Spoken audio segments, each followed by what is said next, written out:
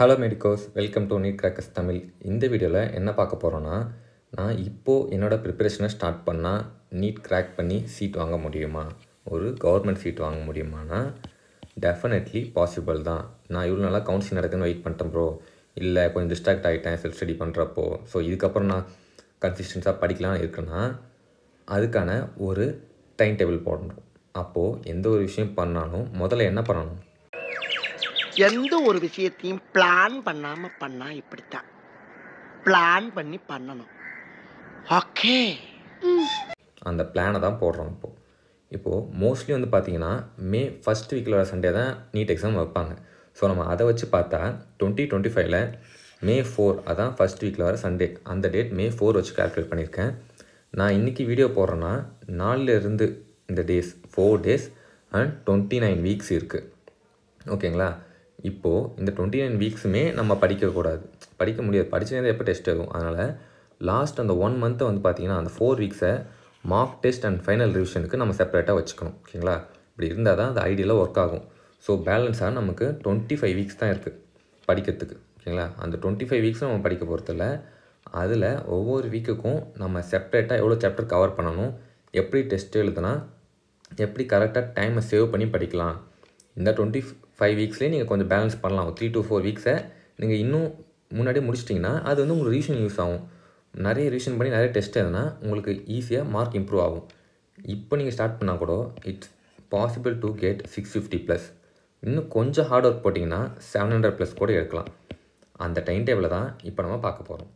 இப்போது 11th பயாலஜியில் வந்து பார்த்திங்கன்னா 19 chapter இருக்குது. அதே ஃபிசிக்ஸில் வந்து பார்த்திங்கன்னா 15, கெமிஸ்ட்ரியில் 10 இருக்குது.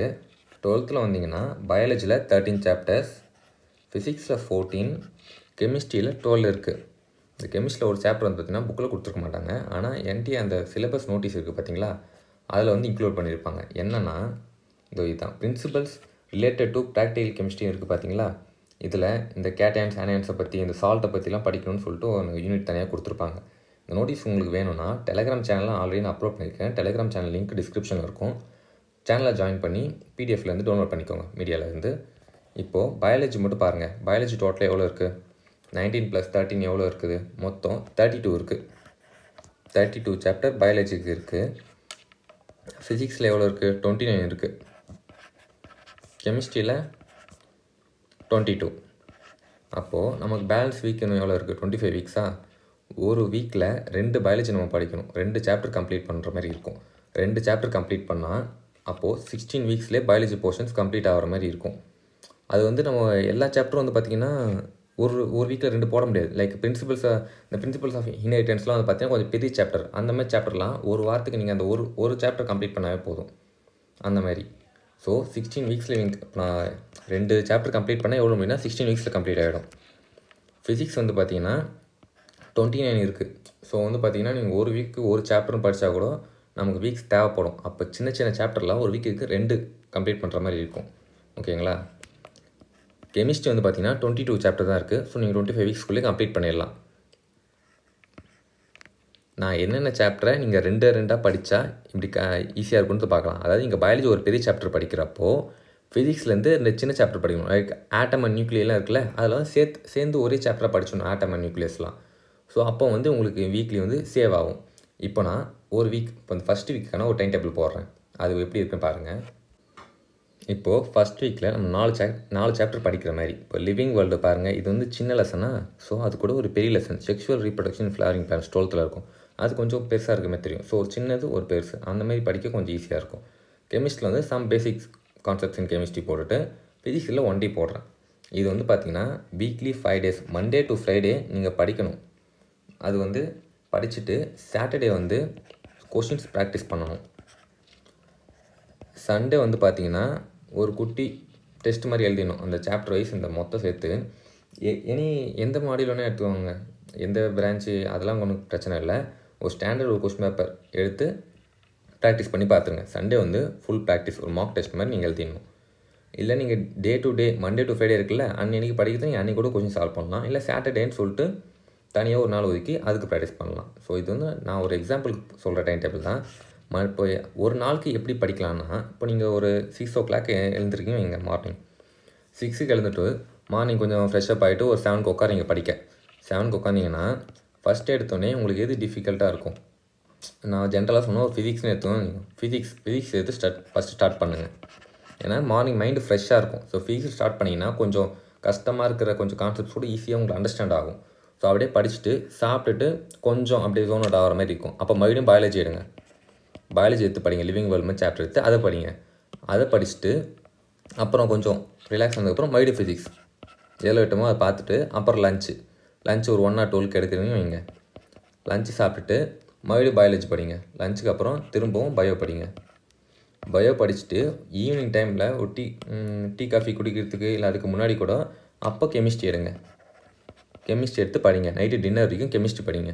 மறுபடியும் டின்னர் சாப்பிட்டு முடிச்சுட்டு மறுபடியும் கொஞ்சம் ஒரு மாதிரி இருக்கும்ல, ஜோனாட்டமே சாப்பிட்டுட்டு ஒரு மாதிரி இருக்கும்.